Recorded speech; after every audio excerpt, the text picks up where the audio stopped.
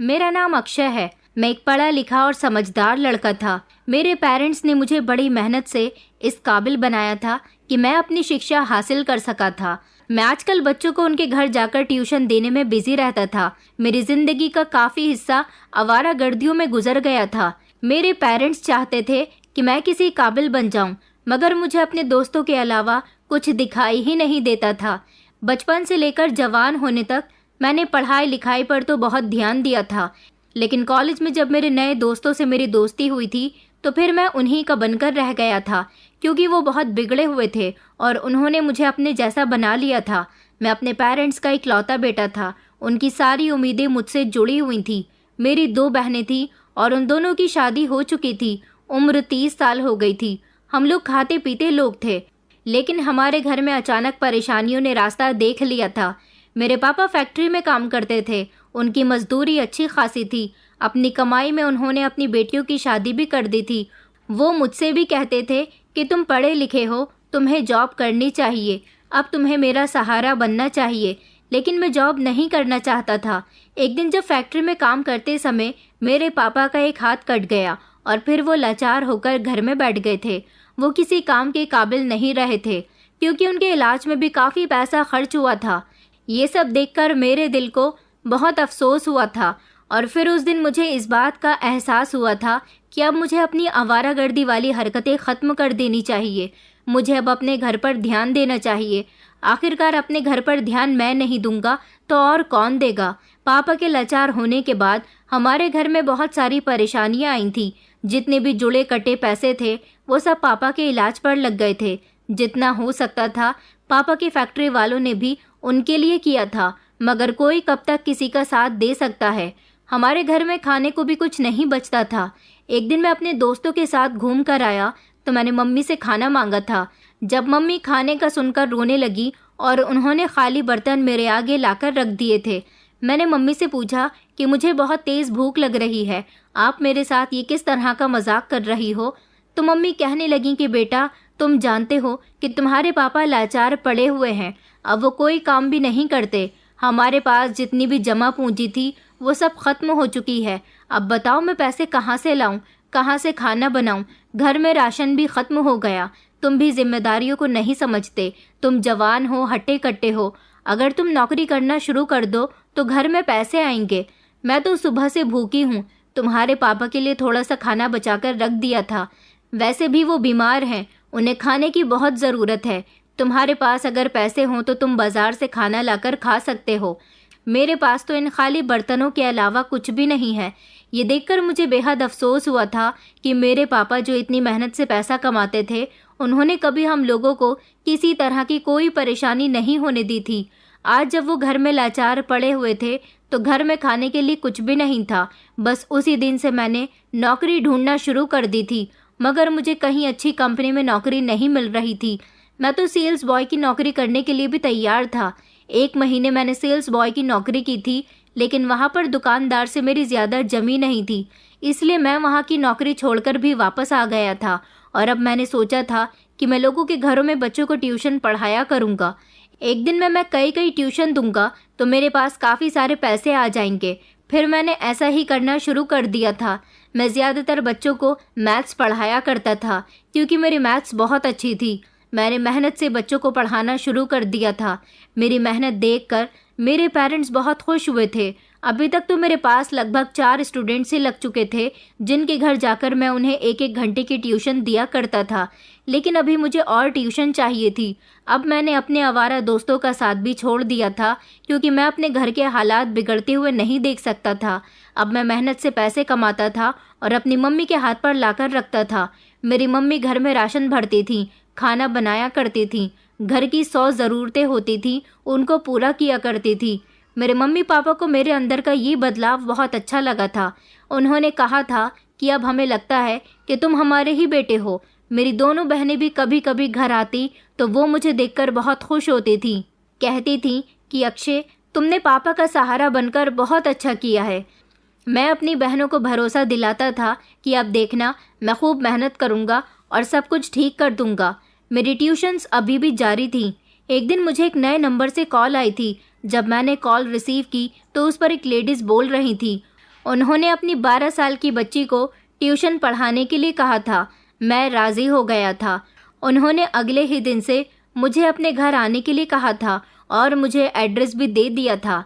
उनको ज़रूर मेरा नंबर मेरे ही किसी स्टूडेंट के पेरेंट्स ने ही दिया होगा, क्योंकि मैं जिन लोगों के घर में जाता था उनसे मैंने कह रखा था कि अगर कोई और अपने बच्चों को ट्यूशन पढ़वाना चाहता है तो उन्हें मेरा नंबर दे दीजिएगा। मैंने उनको दोपहर के 3 बजे आने का टाइम दे दिया था, क्योंकि दोपहर के 3 बजे से 4 बजे तक मेरे पास कोई ट्यूशन नहीं होता था। इसलिए मैंने उस टाइम में उनके घर की टाइमिंग रख दी थी। लेकिन अगले दिन सुबह से ही मौसम बहुत ख़राब चल रहा था और बार बार बारिश हो रही थी। मैं काफ़ी देर से सोच रहा था कि बारिश रुक जाए और मैं 3 बजे उस औरत के घर चला जाऊं, मगर बारिश थी कि रुकने का नाम ही नहीं ले रही थी। फिर भी मैं भीगता हुआ ही उनके घर चला गया, क्योंकि चाहे जो हो जाता मैं बच्चों की ट्यूशन की छुट्टी नहीं करता था।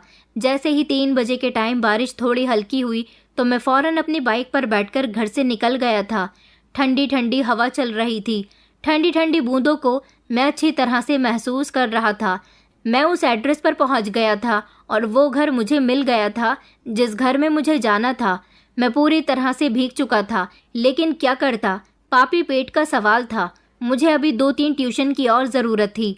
मैंने सोचा मैं इस घर में जाऊंगा तो इन लोगों से बात करूंगा कि वो मुझे 1-2 ट्यूशन और दिलवा दें, क्योंकि अभी मेरी रात की टाइमिंग खाली थी। मैंने दरवाज़ा बजाया तो लगभग 3-4 बार दरवाज़ा बजाने के बाद एक औरत ने दरवाज़ा खोला था। मैं बारिश से बचने के लिए गेट के बिल्कुल साथ लगा हुआ था। दरवाज़ा खुलते ही मैं एकदम बौखला गया था, क्योंकि सामने खड़ी औरत को देखकर मेरी नज़र उस पर जमकर रह गई थी, क्योंकि वो औरत थी ही इतनी खूबसूरत कि उसे देखकर मेरी आंखें पल के झपकना भूल गई थी और मैं उसकी तरफ देखता ही रह गया था। उसने मुझसे जैसे ही बोलना शुरू किया, घबराकर मैं होश में आया था और मैं शर्मिंदा सा हो गया था। उसने मुझसे पूछा कि कौन हो आप? तो मैंने उसे बताया कि आपने कल मुझे कॉल की थी ट्यूशन के लिए। तो वो कहने लगी कि अच्छा। उन्होंने मुझे पीछे हटकर घर के अंदर आने का रास्ता दिया था। ना जाने क्यों मैं उसके सामने इतना बौखला रहा था और नर्वस हो रहा था। इस बरसते हुई बारिश में भी मुझे बहुत अजीब सी घबराहट होने लगी थी। मेरे भीगे हुए कपड़े देखकर वो कहने लगी कि आप तो काफ़ी भीग चुके हो। मैंने कहा कि मैं टाइम का बहुत पाबंद हूँ। बारिश थोड़ी कम हुई तो मैं घर से निकल गया था, लेकिन फिर भी मैं बारिश से खुद को बचा नहीं सका। मेरी बात सुनकर वो मुस्कुराई थी और फिर वो मुझे कमरे में लेकर चली गई थी। उसने मुझे उस 12 साल की बच्ची से मिलवाया था जिसका नाम निकिता था। उन्होंने मुझे इस बच्ची के बारे में बताया कि निकिता बचपन से ही स्कूल नहीं गई। अब हमने उसका स्कूल में एडमिशन करवाया है, ये अच्छी तरह से पढ़ाई करने के लिए प्रिपेयर हो सके, इसलिए मैंने आपको यहाँ बुलाया है। मैंने हैरान होते हुए कहा कि लेकिन नॉर्मली बच्चे तो 3 या 4 साल की उम्र से ही स्कूल जाने लगते हैं, आखिर निकिता को आपने बचपन से ही स्कूल क्यों नहीं भेजा? तो वो कहने लगी, दरअसल मेरी बेटी की उसके बचपन में तबीयत ठीक नहीं रहती थी, बस इसीलिए हमने उसका एडमिशन कराने में थोड़ा वक्त लगा दिया। मैंने हंसते हुए कहा कि आपने थोड़ा वक्त नहीं बल्कि बहुत ज़्यादा वक्त लगा दिया है, क्योंकि नॉर्मली 12 साल का बच्चा 4th या 5th क्लास में होता है। मेरी बात सुनकर उन्होंने अनजान बनकर अपना सर झुका लिया था। मैंने निकिता से बातचीत की। उसका एडमिशन इन लोगों ने 1st क्लास में करवाया था, क्योंकि स्कूल वाले इतने बड़े बच्चों को छोटी क्लास में नहीं लेते। वैसे तो इस बच्ची के लिए 1st क्लास भी छोटा था, लेकिन ये बच्ची बड़ी क्लास को कवर नहीं करती, इसलिए इसकी ट्यूशन लगाई गई थी। मैंने उसे पढ़ाना शुरू कर दिया था, मगर मैंने नोटिस किया था कि इस घर में इस बच्ची और इस औरत के अलावा कोई भी नहीं रहता था। मैं निकिता को पढ़ा रहा था, लेकिन बार बार मेरी निगाहें इस औरत को ढूंढ रही थी, क्योंकि मेरा मन करता था कि मैं इसको बार बार देखता रहूं। जिस कमरे में मैं और बच्ची मौजूद थे, वो इस कमरे के आसपास बार बार मंडरा रही थी। जैसे ही वो मेरी तरफ ध्यान देती, मैं अपनी नज़रों को घुमा लेता, लेकिन ज़्यादा इधर उधर नहीं देख पाता। मेरी नज़रों को जैसे उसका चेहरा देखने की ख्वाहिश हो रही थी। थोड़ी देर के बाद दरवाज़ा बजने लगा तो वो दरवाज़ा खोलने के लिए चली गई थी। शायद उस समय घर के अंदर कोई आया था, शायद कोई औरत थी, क्योंकि अब 2 औरतों की आपस में बात करने की आवाज़ आ रही थी। उस दिन तो मैंने बच्ची को ट्यूशन पढ़ा दिया था और मैं वहाँ से अपने घर के लिए रवाना हो गया था। अगले दिन जब मैं दोबारा से वहाँ गया तो मैंने देखा कि घर का दरवाज़ा पहले से ही खुला हुआ था। मैं अपने टाइम से 15 मिनट पहले वहां पहुंच गया था। मैंने फिर भी दरवाजे पर खड़े होकर दरवाजे पर दस्तक दी तो वही औरत दरवाजे पर आई थी। उसने मुझे मुस्कुराकर देखा और अंदर आने का इशारा दिया था। मैं उस कमरे में चला गया था जिस कमरे में मैंने एक दिन पहले निकिता को ट्यूशन पढ़ाया था। मुझे उधर जाते हुए देखकर वो औरत कहने लगी कि अभी तो ट्यूशन का टाइम नहीं हुआ है, आप शायद पहले आ गए हो क्योंकि निकिता अभी कहीं गई हुई है। मैंने कहा जी, आज जिस बच्चे की 2 बजे वाली टाइमिंग होती है वहाँ से छुट्टी की कॉल आ गई थी। मैं फ्री था इस टाइम पर, इसीलिए मैं जल्दी यहाँ पर आ गया। उसने मुझे कहा कि आप बैठिए, वो लोग आते ही होंगे। मैं सोफे पर बैठ गया था और इधर उधर देखने लगा। घर के अंदर मुझे कोई नज़र नहीं आ रहा था। वह औरत दूसरे वाले कमरे में चली गई थी और कमरे का दरवाज़ा खुला हुआ था।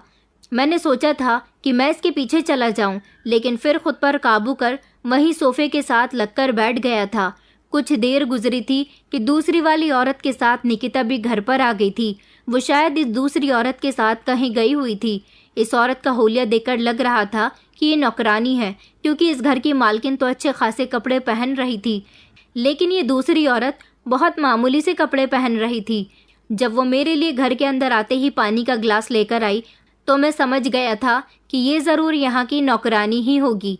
अब हर दिन मैं यहाँ अपनी टाइमिंग के मुताबिक निकिता को पढ़ाने के लिए आ जाता था और इसी बहाने मुझे इस औरत के दीदार हो जाते थे। मैंने इसकी नौकरानी को इसका नाम पुकारते सुना था। इसका नाम मेघा था। इसकी बेटी भी इसी की तरह खूबसूरत थी। किसी किसी दिन मुझे घर में निकिता और मेघा ही मिलती थी, नौकरानी होती ही नहीं थी। जब नौकरानी नहीं होती तो मैं बहाने बहाने से मेघा से बात करने की कोशिश करता था। कई बार तो मैं उससे पानी भी मंगवा लिया करता था। वो मेरे लिए पानी लेकर आती तो जैसे ही मैं गिलास पकड़ता तो उसके हाथ से मेरा हाथ टच होता था। मुझे एक अजीब सा करंट लगता था और ये एहसास मुझे बड़ा ही प्यारा लगने लगा था। न जाने क्यों मेरा मन करता था कि मैं उसके साथ हमेशा बातें करता रहूं। मैं घर आता तो अपने आप को बड़ा ही कोसता था कि मैं उस पर इस तरह की नज़र क्यों डालता हूँ। मुझे ऐसा नहीं करना चाहिए। ऐसा मेरे साथ पहली बार हुआ था। मैं बहुत सारे घरों में ट्यूशन देने के लिए जाता था। मेरा पहले भी बहुत सारी लड़कियों से सामना हुआ था, मगर किसी के साथ भी मुझे ऐसी अट्रैक्शन वाली फीलिंग नहीं आई थी जैसी मेघा के साथ आने लगी थी। मेघा मुझसे उम्र में 4 साल बड़ी थी और उसकी एक बेटी भी थी। जाहिर सी बात है कि उसका पति भी होगा, लेकिन अभी तक तो मैंने उसके पति को देखा नहीं था। वो कौन आदमी था, कैसा था? रात को जब मैं अपने बिस्तर पर लेटता तो मेरी आंखों के सामने भी मेघा का चेहरा घूमता रहता था। ना जाने क्यों मैं उसके बारे में सोचता रहता था। घर पर भी आता तो खोया खोया रहता था। मुझे संडे अब बिल्कुल भी अच्छा नहीं लगता था, क्योंकि संडे को मैं वहाँ नहीं जा सकता था। संडे को सारे ही बच्चों की छुट्टी होती थी और उस दिन जब मैं मेघा को नहीं देखता तो मेरा पूरा दिन बड़ी ही मुश्किल से गुजरता था। उस दिन भी संडे था जब मैं अपनी मम्मी के साथ छत पर बैठा हुआ था। मैं मेघा की याद में खोया हुआ था। जब मम्मी ने मेरा उतरा हुआ चेहरा देखा और मेरे कंधे पर हाथ रखकर कहने लगी कि क्या हुआ बेटा, किस सोच में बैठे हुए हो? मैंने मम्मी से कहा कि मम्मी, मुझे संडे अब बिल्कुल भी पसंद नहीं है। इस दिन मैं फ्री रहता हूँ और सारा दिन घर में बोर होता रहता हूँ। मेरा बस चले तो मैं बच्चों को संडे को भी पढ़ाऊँ। मम्मी कहने लगी कि नहीं बेटा, तुम इतनी मेहनत मत करो। हफ्ते में एक दिन तो तुम्हें आराम करने का मिलना ही चाहिए। वैसे भी दोपहर 1 बजे से लेकर शाम के 7 बजे तक तुम लगातार बच्चों को ट्यूशन देते रहते हो। पूरा दिन थक जाते हो इधर से उधर होते हुए। तुम अपना ख्याल रखो। अपनी सेहत तो देखो ज़रा, तुम कितने कमज़ोर होते जा रहे हो। अब मैं अपनी मम्मी को क्या समझाता कि मेरे दिमाग में तो कुछ और ही चल रहा था। अगले दिन जब मैं अपनी 2 बजे वाली ट्यूशन पर गया हुआ था, जैसे ही 3 बजने में 5 मिनट पहले का समय होता था, मैं फ़ौरन वहाँ से निकल जाता था, क्योंकि मुझे मेघा के घर जाने की जल्दी रहती थी। मैं वहाँ पहुँचा तो मेरा दरवाज़ा बजाने से पहले ही मेघा ने झट से दरवाज़ा खोल दिया था। मुझे देखकर वो हंसने लगी थी। कहने लगी कि आप इतने ही वक्त पर आ जाते हो ना, इसलिए मैं पहले ही दरवाज़ा खोलने आ रही थी। उन्होंने मुझे घर के अंदर आने का इशारा दिया तो मैं कमरे में जाकर बैठ गया था, जहाँ पर निकिता पहले ही बैग खोलकर मौजूद थी। निकिता को पढ़ाते पढ़ाते 1 घंटा हो गया था। अब मुझे दूसरे ट्यूशन पर जाना था। आज मैं बहुत थक चुका था, क्योंकि मेरी तबीयत भी ठीक नहीं थी। मौसम बदलने की वजह से मुझे बुखार हो रहा था। मेरी बिगड़ी हुई तबीयत मेरे चेहरे से साफ नज़र आ रही थी। मैं वहाँ से निकलकर जाने लगा था जब मेघा ने मुझे देखा और कहने लगी कि आज आपका चेहरा बड़ा उदास उदास सा लग रहा है, क्या आपकी तबीयत ठीक नहीं है? मैंने उसे बताया कि हाँ, मेरी तबीयत ठीक नहीं है। तो वो कहने लगी, तो फिर आप कुछ देर बैठकर आराम कर लो। मैंने कहा कि नहीं, मुझे दूसरी जगह पर ट्यूशन देने भी जाना है। तो वो कहने लगी कि निकिता को पढ़ाकर थक गए होंगे, थोड़ी देर आराम कर लीजिए। जहाँ आप जाने वाले हो वहाँ फ़ोन करके मना कर दो कि आज तुम आने में लेट हो जाओगे, या फिर आज छुट्टी कर लो, क्योंकि मुझे तुम्हारी तबीयत ठीक नहीं लग रही। और वैसे भी आज तुम्हारा महीना पूरा हो गया, मुझे तुम्हें तुम्हारी ट्यूशन की सैलरी भी तो देनी है। इसकी ऑफ़र पर मैं हैरान रह गया। उसने मुझे सोफ़े की तरफ बैठने का इशारा दिया था। नौकरानी किचन में काम कर रही थी, जबकि बच्ची अभी अपने कमरे में ही थी। मुझे उम्मीद नहीं थी कि वो मुझे इस तरह ठहरने की ऑफ़र करेगी। मैं सोफ़े पर जाकर बैठ गया था। उसने नौकरानी को चाय बनाने के लिए कहा था और फिर खुद ही मेरे सामने आकर बैठ गई थी। मैंने उसे चाय के लिए मना भी किया था, मगर वो कहने लगी कि चाय पीने से तुम्हारी थोड़ी थकान कम हो जाएगी। आज भी जब मैं उसे देख रहा था तब तक मुझे घबराहट हो रही थी। न जाने क्या बात थी, आज वो भी मुझे बड़ी अजीब नज़रों से देख रही थी। यह शायद ये मेरा वहम था। मैंने कई बार उसे अपनी तरफ देखते हुए पाया था। मैं क्योंकि खूबसूरत, स्मार्ट और कम उम्र का लड़का था, पहनना ओढ़ना तो मुझ पर खूब जचता था। हमेशा लड़कियां मुझे देखती तो देखती ही रह जाती थी, लेकिन मुझे उम्मीद नहीं थी कि मेघा भी मेरी तरफ दिलचस्पी से देखेगी, क्योंकि मैं भी इसकी तरफ दिलचस्पी से देख रहा था। लेकिन ना जाने कि उस पर ऐसी नज़र डालना मुझे बिल्कुल भी अच्छा महसूस नहीं हो रहा था। अभी मुझे सोफे पर बैठे हुए 5 मिनट गुजर गए थे, लेकिन अभी तक वो मेरी सैलरी लेकर नहीं आई थी। मैं इस इंतज़ार में बैठा हुआ था कि वो मुझे मेरी सैलरी दे दे और मैं यहाँ से उठकर चला जाऊँ। मैंने अभी तक इस घर में किसी मर्द को नहीं देखा था। थोड़ी ही देर गुजरी तो उसने मेरी सैलरी लाकर मुझे दे दी थी और कहने लगी कि दरअसल दिन के समय घर में मैं और मेरी नौकरानी और मेरी बेटी के अलावा कोई भी नहीं होता। मेरा पति रात को देर से घर वापस आता है, क्योंकि वो कहीं दूर नौकरी करता है। इसलिए तुम्हें इस घर में खामोशी से घबराहट हो रही होगी। उसने जैसे मेरी सोच पढ़ ली थी और खुद सफाई देने लगी थी।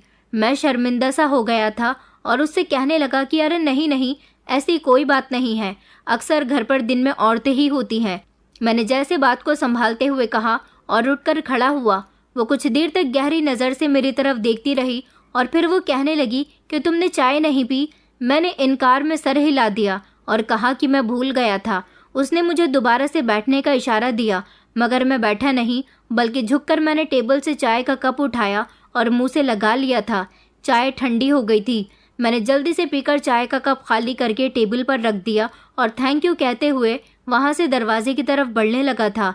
तभी उसने मुझे दरवाजे की तरफ रोक लिया और कहने लगी कि ऐसा करो, आज रात का खाना आप हमारे साथ ही खाना। ये सुनकर मैं चौंक गया था। मैंने कहा कि नहीं नहीं, खाने की क्या ज़रूरत है। तो वो कहने लगी कि आज हमारी निकिता का बर्थडे है। वो तुम्हारे यहाँ से जाने के बाद बहुत तारीफ़ करती है, हमेशा यही कहती है कि मेरे सर बहुत अच्छे हैं। तो क्या आज आप अपनी स्टूडेंट की बर्थडे पार्टी में शामिल नहीं होंगे? उसकी खुशी के लिए तो आप हमें ज्वाइन कर ही सकते हैं। वो आपको पसंद करती है, इसलिए मैंने सोचा कि मैं आपको ही इनवाइट कर देती हूँ। मुझे यकीन नहीं हो रहा था कि वो मुझे इस तरह की ऑफ़र देगी। अब मुझे थोड़ी घबराहट भी हो रही थी। मैं पहले ही अपने दिल की हालत की वजह से परेशान था और अब जबकि वो मुझसे रिक्वेस्ट कर रही थी तो ये बात मुझे कुछ ज़्यादा ही परेशान कर रही थी। वैसे तो मैंने उसे मना करने की बहुत कोशिश की थी, कहा था कि मुझे ऐसा अच्छा नहीं लग रहा, मगर उसने कहा क्या अपनी स्टूडेंट की खातिर भी तुम उसकी बर्थडे में नहीं आ सकते? उसके इस सवाल पर मैं खामोश हो गया था। वो बहुत ज़िद करने लगी थी तो फिर मैंने उसे हाँ बोल दिया था कि मैं रात को आ जाऊँगा। मैंने 7 बजे तक अपनी सारी ट्यूशन निपटा ली थी। मेरी तबीयत मुझे कुछ ठीक नहीं लग रही थी, इसलिए मैं पहले डॉक्टर के पास गया, डॉक्टर से दवाई ली और फिर अच्छे से तैयार होकर मेघा के घर पहुंच गया था। मुझे लगा कि वहां पर बहुत सारे मेहमान आए होंगे, घर सजा हुआ होगा, मगर ऐसा कुछ भी नहीं था। मैं वहां गया तो रोज़ की तरह ही मुझे वहां का माहौल लग रहा था। रात का समय था, लेकिन मुझे घर में उन तीनों के अलावा और कोई नज़र नहीं आ रहा था। मेघा का पति भी कहीं नहीं था। मेरे वहां पहुंचते ही सबसे पहले मैंने मेघा और निकिता ने एक साथ डाइनिंग टेबल पर खाना खाया था। केक कट करने के बाद मैंने निकिता को गिफ्ट दिया और वो अपने कमरे में सोने के लिए चली गई थी, जबकि नौकरानी भी अपने कामों में बिजी हो गई थी। ये सब देखकर मुझे बड़ा अजीब लगा था कि बच्चे की बर्थडे पर उसका पिता कहाँ था। मेघा मुझे हॉल में ले गई थी और वहाँ हम लोग सोफे पर बैठकर एक दूसरे से बातें करने लगे थे। मुझे उससे बातें करके बहुत अच्छा महसूस हो रहा था। आज वो और भी ज़्यादा खूबसूरत लग रही थी। उसे अपने घर में लोगों का आना जाना अच्छा लगता था। इस तरह उसे अपनी ज़िंदगी का एहसास होता है। उसका कहना था कि वो सारा दिन घर में अकेली रहती है, इस वजह से वो घबराहट का शिकार होती जा रही है। मगर वो अकेली कहाँ थी, घर में उसकी नौकरानी थी, उसकी बेटी थी, फिर भी न जाने वो इस तरह की बातें क्यों कर रही थी। उसने कहा कि मुझे तुम्हारा आना भी अच्छा लगता है। आज भी दोपहर में तुमने कुछ देर मेरे साथ बातचीत की थी तो मुझे बहुत अच्छा लगा था। ऐसा लग रहा था जैसे मेरा कोई अपना मेरे साथ है, इसलिए मैंने तुम्हें ख़ास तौर पर इनवाइट किया था। मुझे बहुत अच्छा लगा कि तुम यहाँ पर आए। इस औरत की बातों ने मुझे हैरान कर दिया था। इसे इस बात का डर नहीं था कि इस समय इसका पति घर में आ सकता है। वो मुझे उसके साथ बातें करते हुए देखेगा तो ना जाने क्या समझेगा। लेकिन वो मेरे साथ काफ़ी देर तक हंसी मजाक की बातें करती रही थी, मगर उसका पति घर वापस आया ही नहीं था। मैंने उसके पति के बारे में उससे कोई सवाल भी नहीं किया था। रात के 11 बज गए थे। अब मुझे अपने घर वापस जाना था। मैंने उसे गुड नाइट कहते हुए घर से विदाई ली थी और फिर मैं अपने घर वापस आ गया था। मेरी मम्मी काफ़ी हैरान हो रही थी। कहने लगी कि बेटा, आज तुम कहाँ चले गए थे? बड़ी देर से घर आए हो। हम तुम्हारा बहुत देर से इंतज़ार कर रहे हैं। तुम इतनी देर तक तो घर से बाहर नहीं रहते। मुझे खुद को भी एहसास हो रहा था कि मैं सच में घर आने में काफ़ी लेट हो गया था, क्योंकि मैं 7 बजे जब घर आता तो उसके बाद किसी काम के लिए घर से निकलता तो 1-1.5 घंटे में वापस आ जाता था। इतनी देर मुझे अभी तक नहीं हुई थी। मैंने मम्मी से कह दिया था कि मैं अपनी एक स्टूडेंट की बर्थडे पार्टी में गया था, वहाँ पर मुझे देर हो गई। मैं अपने कमरे में जाने के बाद जब कपड़े चेंज करके बिस्तर पर लेटा तो मुझे उसकी वो हंसी मजाक वाली बातें बहुत याद आ रही थी। उसका हंसता मुस्कुराता हुआ चेहरा बार बार मेरी आंखों के सामने घूम रहा था। उसके बारे में सोच सोच कर मुझे एक अजीब सी गुदगुदी हो रही थी। उसके साथ बातें करते हुए वक्त किस तरह से गुजर गया था, कुछ पता ही नहीं चला था। मैं उसके बारे में सोच सोच कर खुश हो रहा था। मुझे यकीन नहीं आ रहा था कि जैसे मैं उसे चाहने लगा हूँ, उसके दिल में भी मेरे लिए वैसी ही कोई ख्वाहिश चल रही है। न जाने ये बात मेरा वहम थी या हकीकत थी, लेकिन जो भी था, मुझे ऐसा लगता था जैसे वो औरत भी मुझ में दिलचस्पी ले रही है, वरना वो मुझे अपने पति के घर आने के टाइम पर इस तरह इनवाइट ना करती। मैं मेघा के बारे में ज़्यादा कुछ नहीं जानता था। मेरी मम्मी तो आजकल मेरे लिए रिश्ते तलाश कर रही थी, क्योंकि अब वो चाहती थी कि मेरी भी शादी हो जाए। मैं कमाने लगा था और घर की जिम्मेदारियों को भी समझने लगा था। मम्मी ने मेरे लिए लड़कियां तो काफ़ी देखी थी, मगर अभी मेरा रिश्ता फाइनल नहीं हुआ था, क्योंकि अभी कोई लड़की मेरी मम्मी को पसंद नहीं आ रही थी। मुझे तो अब मेघा ही अच्छी लगने लगी थी, लेकिन उसके साथ मेरी शादी पॉसिबल नहीं थी। हर रोज़ दिन का 1 घंटा मेरा उसके घर पर गुजरता था। इस बीच निकिता को पढ़ाने के साथ साथ मेरी उससे अच्छी खासी बातचीत भी हो जाती थी। मैंने नोटिस किया था कि जब मैं उसकी बेटी को पढ़ाने में बिजी होता था तो वो मुझे बड़ी अजीब सी नज़रों से देख रही होती थी। अब धीरे धीरे मेरी मेघा के साथ फ्रेंडशिप हो गई थी और हम दोनों के बीच की झिझक पूरी तरह से ख़त्म हो गई थी। मैं जैसे अब अपनी हर बात उसके साथ शेयर करने लगा था, वो भी अपनी हर बात मुझसे शेयर करने लगी। एक दिन जब मैं निकिता को पढ़ाने गया था तो मैंने देखा कि मुझे मेघा घर में इधर उधर टहलते हुए नज़र आ रही थी। जब मैंने नौकरानी से उसके बारे में पूछा तो नौकरानी बताने लगी कि मेघा दीदी अपने कमरे में आराम कर रही हैं, उनकी तबीयत ठीक नहीं है। ये सुनकर मैंने निकिता को पढ़ने के लिए कहा और मैं खुद मेघा के कमरे में चला आया था। मैंने देखा तो उसके चेहरे से ही साफ नज़र आ रहा था कि उसकी तबीयत ठीक नहीं है। वो बिस्तर पर लेटी हुई थी। मुझे कमरे के अंदर आता हुआ देखकर वो उठकर बैठ गई थी और उसने मुझे बैठने का इशारा दिया था। सामने रखी कुर्सी पर मैं भी बैठ गया। मैंने कहा कि क्या हुआ आपकी तबीयत को? तो वो कहने लगी कि अरे नहीं, बस थोड़ा सा बुखार हो गया और कुछ नहीं है। मैंने कहा मगर चेहरे से ही आप काफ़ी निढाल नज़र आ रही हो, आपने दवाई ली या नहीं?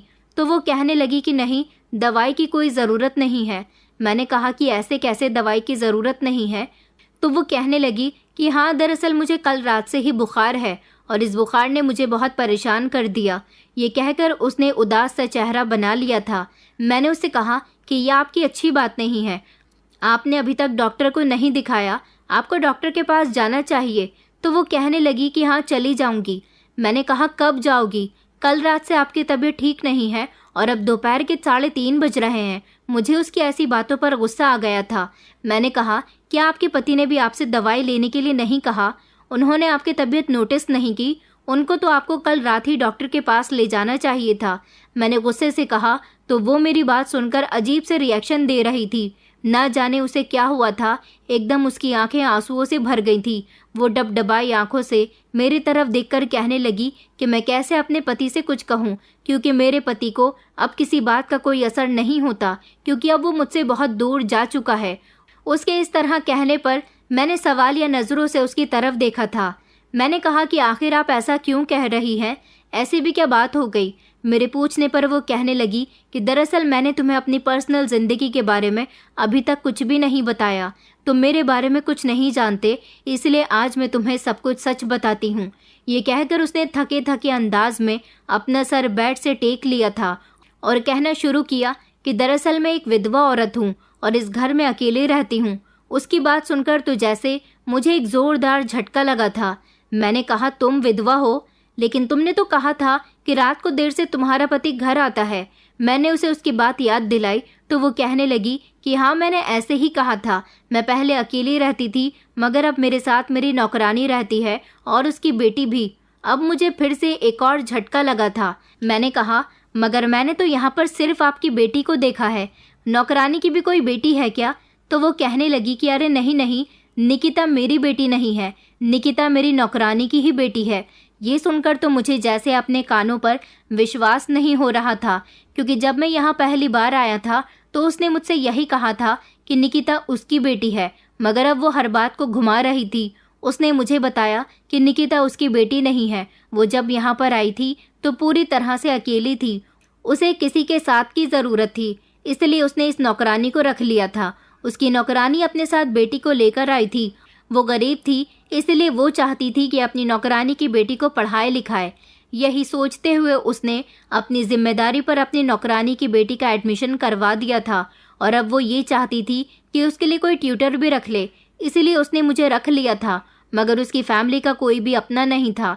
नौकरानी और उसकी बेटी उसका बहुत ख्याल रखती थी। नौकरानी की बेटी से उसका दिल लगा रहता था, लेकिन फिर भी वो ज़्यादातर अपनी पढ़ाई में बिजी रहती थी। नौकरानी घर के कामों में बिजी रहती थी। मेघा को घर में रहते हुए अभी भी अकेलापन महसूस होता था। मैं उसकी बातें पहले तो बड़े गौर से सुनता रहा, फिर मैंने उससे कहा कि आखिर ऐसी भी क्या बात है जो आपको इस तरह झूठ बोलना पड़ा। मेरे पूछने पर जैसे उसके शब्दों में सारे ज़माने की थकान उतर आई थी। वो कहने लगी कि दरअसल मैं गरीब परिवार की लड़की थी। मेरे पापा स्कूल के वॉचमैन थे और मम्मी एक बड़े से बंगले में नौकरानी का काम किया करती थी। मैं बहुत खूबसूरत थी, इसलिए आसपास के लड़कों की नज़र मुझ पर रहती थी। मेरी मम्मी ने मुझे पढ़ाया लिखाया तो नहीं था, बस हमेशा घर में ही दुनिया वालों से छुपा कर रखा था। मगर मुझे पढ़ने का बहुत शौक था, लेकिन क्या करती, अपने माता पिता की मर्ज़ी के खिलाफ तो नहीं जा सकती थी। मुझसे छोटी मेरी 2 बहनें थीं। वो कोई ख़ास खूबसूरत नहीं थी और ना ही उनके अंदर ऐसी नज़ाकत और अदा थी, इसलिए मम्मी ने कभी उन पर इतना ध्यान ही नहीं दिया था। लेकिन मेरे ऊपर मम्मी हमेशा ख़ास तौर पर ध्यान रखती थी। मुझे खुद भी अपनी खूबसूरती का बहुत एहसास था, इसलिए मैं अपनी खूबसूरती को आजमाने के लिए तरह तरह के घरेलू उपाय भी किया करती थी और फिर जब खुद को शीशे में देखती तो देखती रह जाती थी। मैं दिन ब दिन निखरती जा रही थी और पहले से भी ज़्यादा खूबसूरत होती जा रही थी। मेरी उम्र 20 साल हो चुकी थी। मेरी मम्मी जिस बंगले में काम करती थी वहाँ पर मालिक के बेटे की शादी हो रही थी, इसलिए काम ज़्यादा होने की वजह से मम्मी उस दौरान मुझे अपने साथ बंगले में लेकर चली गई थी। हालांकि मुझे घर का काम करना बिल्कुल भी पसंद नहीं था, लेकिन उस दिन मैं सिर्फ अपनी मम्मी के कहने पर वहाँ पर चली गई थी। वहाँ पर जाना जैसे मेरी किस्मत को बदल गया था। इतना बड़ा बंगला और हर चीज़ खूबसूरत देखकर मेरी आंखें फटी की फटी रह गई थी। रात को शादी के मौके पर वहाँ पर सारे लोग इकट्ठा होने वाले थे, इसी वजह से सारे नौकर बिजी थे। मम्मी भी जाते ही अपने काम में लग गई और मुझे भी अपने साथ लगा लिया। रात को जब मेहमान आए तो हम मेहमानों को ड्रिंक सर्व करने लगे। वहाँ पर मुझे एक लड़के ने पसंद कर लिया उसने मुझे देखा तो देखता ही रह गया। मेरी ट्रे में से ड्रिंक का ग्लास उठाते हुए उसकी नज़र में अजीब तरह की चमक थी। वो मेरे चेहरे से नज़र हटा ही नहीं पा रहा था और मैं बहुत घबराई हुई थी। फ़ौरन वहाँ से हट गई, जबकि वो बाद में मेरे पीछे पीछे 2-3 बार आया। उसने मुझसे मेरा नाम पूछा। मैंने घबराहट की वजह से उसे अपना नाम बता तो दिया था, लेकिन बाद में इस बात पर मैं बहुत पछताई थी। मम्मी ने जब उस लड़के को मेरे पीछे आते हुए देखा तो मुझे किचन में जाने के लिए बोल दिया था। मैं खुद भी बहुत घबरा रही थी, इसलिए किचन में जाकर छुप गई थी, लेकिन वो लड़का बार बार मेरी तलाश कर रहा था। देर रात को हम दोनों माँ बेटी घर वापस आए थे, मगर अगले दिन सुबह होते ही उस लड़के ने अपने पेरेंट्स को हमारे घर भेज दिया था, क्योंकि वो हमारे बारे में सारी इन्फॉर्मेशन निकाल चुका था। लेकिन मेरे घर वालों ने इस रिश्ते से साफ इनकार कर दिया। मेरे मम्मी पापा ने उनको साफ साफ बोल दिया था कि हम अपने से ऊंचे लोगों में अपनी बेटी का रिश्ता नहीं कर सकते। हमारी हैसियत कम है, इसलिए हम अपनी बेटियों की शादी अपने बराबर के लोगों में ही करेंगे। इनकार का सुनकर उस लड़के की ईगो पर बहुत बड़ी चोट लगी थी, इसलिए उसने बिना कुछ सोचे समझे ही रात के अंधेरे में मुझे मेरे घर से किडनैप करवा लिया और फिर वो मुझे किडनैप करके कहीं दूर एक रिजॉर्ट में ले गया और फिर वहाँ पर उसने मेरे साथ कई दिनों तक बदसलूकी की और वो रिजॉर्ट मुझे रहने के लिए दे दिया। मैं उस रिजॉर्ट में रह रही थी। वहाँ पर मेरी देखभाल के लिए 2 नौकर भी रखे गए थे जो घर के सारे काम भी करते थे और मुझ पर नज़र भी रखते थे कि कहीं मैं भाग ना जाऊँ। जब उसका दिल चाहता तो वो वहाँ पर चला आता और मेरी इज्जत के साथ खेलकर चला जाता था। फिर एक दिन पता चला कि उसका एक कार हादसे में एक्सीडेंट हो गया। वो नशे में कार चला रहा था। उसने मुझे कभी किसी तरह से परेशान नहीं किया था। उसने मुझसे शादी भी नहीं की थी और मुझे कुंवारा भी नहीं छोड़ा था। वो जब जब मुझसे मिलने के लिए आता था तो मेरे कमरे में रखी हुई अलमारी की तिजोरी में लाखों रुपए रखकर चला जाता था और कहता था कि ये पैसे तुम्हारे इस्तेमाल के लिए हैं। मैं तुम्हें यहाँ रहते हुए किसी चीज़ की कमी नहीं होने दे सकता। तुम्हें जितने पैसे चाहिए इसमें से निकाल लेना और जो भी चीज़ चाहिए नौकरों से मंगवा लेना। मैं तो किस्मत की मारी हुई थी। उसके घर आने के बाद मुझे ऐसा लगता था जैसे मेरी ज़िंदगी बर्बाद हो गई। मुझे वो पैसे दौलत कुछ नहीं चाहिए थी। मैं बस चाहती थी कि मैं अपने पेरेंट्स के पास चली जाऊं, क्योंकि सारा सारा दिन उस रिजॉर्ट में अकेले रहती थी। मैंने वो पैसे इस्तेमाल ही नहीं किए थे। इस तरह उसके दिए गए पैसों से वो पूरी तिजोरी भर चुकी थी। और एक दिन जब उसकी मौत हुई तो वहाँ पर मौजूद नौकरों ने भी कहा था कि मालकिन, अब आप यहाँ से जाना चाहो तो जा सकती हो। वैसे भी साहब की मौत हो चुकी है, अब हम आपकी पहरेदारी नहीं कर सकते। साहब ने मरने से पहले कहा था कि आप जहाँ से आई थी आपको वहीं भेज दिया जाए। उनकी बात सुनकर मेरी आंखों में आंसू आ गए थे कि इस इंसान ने पहले तो मेरी ज़िंदगी तबाह कर दी थी और अब जब खुद मर गया था तो मुझे मेरे घर वालों के पास भेज रहा था। मुझे ऐसा लग रहा था जैसे मुझे आज़ादी मिल गई है। नौकर वहाँ से चले गए थे, मैं अकेली रह गई थी। इसीलिए मैंने तिजोरी में रखे हुए सारे पैसे एक बैग में किए और मैं अपने घर आने के लिए निकल गई थी।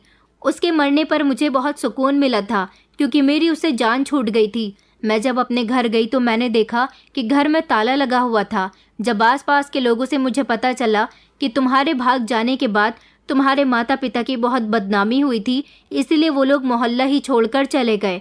अब वो लोग कहाँ रह रहे थे ये तो वहाँ के लोग नहीं जानते थे, लेकिन मैंने बड़ी मुश्किल से अपने पेरेंट्स का पता लगा लिया था। वो कहीं दूसरे मोहल्ले में रह रहे थे। मैं उनके पास चली गई थी। जब मैंने घर का दरवाज़ा बजाया तो मेरी माँ ने मुझे दरवाजे पर देखते ही अंदर आने के लिए मना कर दिया था। वो कहने लगी कि तू यहाँ से चली जा, तेरी बहनों के रिश्ते बड़ी मुश्किल से तय हुए हैं। मैंने लड़के वालों को यही बताया है कि हमारी बेटी मर चुकी है। पहले ही पुराने मोहल्ले में हमारी तेरी वजह से बहुत बदनामी हुई। लोगों को यही लगता है कि तू रात के अंधेरे में किसी लड़के के साथ भाग गई थी। मैंने माँ से कहा, मगर माँ आप तो सब कुछ जानती हो, मैं भागी नहीं थी। मैंने कुछ गलत नहीं किया था, बल्कि मुझे किडनैप किया गया था। मम्मी कहने लगी कि अब वक्त बहुत आगे बढ़ गया। मैं नहीं चाहती कि तेरी तरह तेरी दोनों बहनों की भी ज़िंदगी बर्बाद हो जाए। अगर अपनी बहनों की खुशहाल ज़िंदगी चाहती है तो प्लीज़ यहाँ से चली जा। अपनी मम्मी की बात सुनकर मैं खामोशी से वहाँ से वापस आ गई थी। मेरे बैग में ढेर सारे पैसे थे। मैं उस रिजॉर्ट में वापस नहीं जाना चाहती थी और फिर मैंने ये घर किराए पर ले लिया। यहाँ पर मैं अपनी पहचान छुपाकर रहने लगी थी। मैंने लोगों को यही बताया था कि मैं एक विधवा औरत हूँ। मैंने विधवा का टैग अपने ऊपर लगा लिया था क्योंकि आजकल का ज़माना बड़ा ही ख़राब है। मैंने इस नौकरानी को भी नौकरी पर इसीलिए रखा था ताकि ये मेरा काम भी करती रहेगी और मेरा इससे भी दिल लगा रहेगा। लेकिन घर में ज़्यादा काम होने की वजह से वो ज़्यादातर बिजी रहती है। उसकी बेटी भी सारा दिन मेरे साथ घर में रहती थी। लोग मेरे ऊपर गंदी नज़र ना रखें, इसलिए मैंने ये आम कर दिया था कि निकिता मेरी बेटी है। निकिता की उम्र 12 साल हो गई, मगर गरीबी की वजह से उसका स्कूल में एडमिशन नहीं हो सका था। मैंने सोचा वैसे भी मेरे पास काफ़ी पैसा है, इसलिए मैंने निकिता का स्कूल में एडमिशन करवा दिया, क्योंकि मैं चाहती थी कि जिस तरह मेरा पढ़ने का सपना पूरा नहीं हो सका, ऐसा कभी निकिता के साथ ना हो, क्योंकि उसे भी पढ़ने का शौक़ है, मगर उसकी माँ उसकी पढ़ाई अफोर्ड नहीं कर सकती। मैं इस मासूम बच्चे को शिक्षा दिलवाना चाहती थी, क्योंकि मुझे इस बच्चे में अपना आप नज़र आता था। इतना सब कुछ होते हुए भी मैं इस घर में किराए पर रहती हूँ। वो रिजॉर्ट भी उस लड़के ने मरने से पहले मेरे नाम कर दिया था और उसके कागजात भी मुझे तिजोरी में ही रखे हुए मिले थे। वो रिजॉर्ट बहुत खूबसूरत है, मैं चाहूँ तो वहाँ जा सकती हूँ, मगर मुझे दौलत से मोहब्बत नहीं है, बस मुझे अकेलेपन से डर लगता है। मैं चाहती हूँ कि कोई मुझसे मोहब्बत करने वाला हो, कोई मेरा ख्याल रखने वाला हो, कोई मुझसे बातें करने वाला हो। बस यही वजह है कि जब तुम यहाँ आने लगे तो मैंने तुमसे बातें करनी शुरू कर दी। तुम्हारी बातें मुझे बहुत अच्छी लगती थी। तुम पहली नज़र में ही मुझे पसंद आ गए थे, इसलिए तुम जितना मेरे घर में रुकते हो उतना ही मुझे अच्छा लगता है। शायद उस लड़के को भी मुझसे मोहब्बत थी, तभी तो उसने मुझे नुकसान पहुँचाने की कोशिश नहीं की थी। लेकिन जो नुकसान वो मेरा कर चुका था उसकी सज़ा मैं आज तक भुगत रही हूँ। मगर वो मरने से पहले मेरे लिए इतनी रकम छोड़ गया कि मैं अपनी सारी ज़िंदगी आराम से गुजार सकती हूँ। मेरे घर वाले चाहते तो मेरी उसके साथ शादी भी करवा सकते थे। मेरे घर वालों के इनकार ने उसे ज़िद दिला दी और ज़िद में वो गलत कदम उठा बैठा था। अपनी पूरी कहानी बताने के बाद वो फूट फूट कर रोने लगी थी। ना जाने कि उसकी कहानी सुनकर मेरे दिल में एक अजीब सा दर्द उठा था। अब मैं कुछ भी सुनने और बोलने के काबिल न रहा था, इसलिए मैं खामोशी से वहाँ से निकल आया था। मगर सारे रास्ते उसकी बातें मेरे दिमाग में घूम रही थी। मुझे यकीन नहीं आया था कि वो अंदर से इतनी दुखी होगी। मैंने जब पहली बार उसको देखा था तो उसके चेहरे की ताजगी और उसकी आंखों की मस्ती ने मुझे अपना दीवाना कर लिया था। मुझे नहीं पता था कि उसके अंदर की आत्मा तक जख्मी हो गई। कुछ दिन तक तो मैं इसी सोच विचार में लगा रहा और उसके घर उसकी नौकरानी की बेटी को ट्यूशन पढ़ाने भी नहीं गया था। मेरी मम्मी जो आजकल मेरे लिए रिश्ते देख रही थी, एक दिन मैं उन्हें बहाने से मेघा के घर उससे मिलवाने के लिए ले गया था। मेघा ने मेरी मम्मी का बहुत अच्छे से स्वागत किया था। उसे खुशी हुई थी कि मैं उसके घर अपनी मम्मी को लेकर गया था, मगर वो मुझसे नाराज़ थी कि अब मैंने उसके घर आना जाना बंद क्यों कर दिया था। जब मैं अपनी मम्मी को उसके घर लेकर पहुंचा तो उसकी सारी नाराज़गी दूर हो गई थी। मेरी मम्मी को भी मेघा अच्छी लगी थी।